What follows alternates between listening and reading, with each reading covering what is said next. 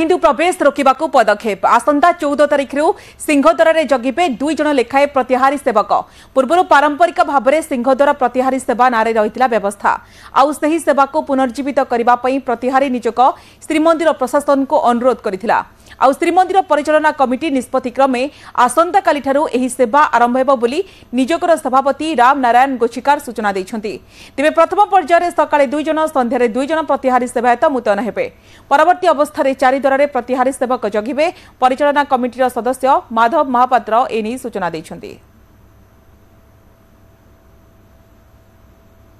आमर प्रतिहारी सेवा आगुरी चली सिंहद्वार प्रतिहारी सेवा हिसाब से प्रचलन होता आमर से सिंहद्वार प्रतिहारी सेवार 2 जन 4 जन नाके आमर आगुरी उल्लेख अच्छी रेकर्ड ऑफ राइट रे जगिकी कार्य करने वर्तमान समय से किसी समय केबेठू बंद हो जाता केवल सामयिक रथयात्रा समय से कार्य करता किंतु वर्तमान मंदिर प्रशासन संगे आलोचना करी मंदिर प्रशासक सहयोग आम वर्तमान केवल सेवा करने उद्देश्य प्रथम सकाळु द्वार खोलिबा एवं संध्या धूप पर द्वार पके फाळे पकेबा एवं रात्रि पौड़ पर पूरा पकेबा ये सब कार्य आम आरंभ करूँ।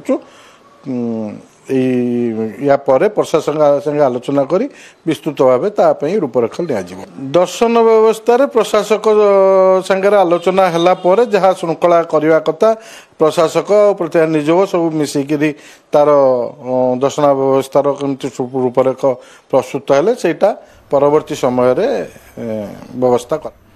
रुकुणा रथयात्रा प्रस्तुति।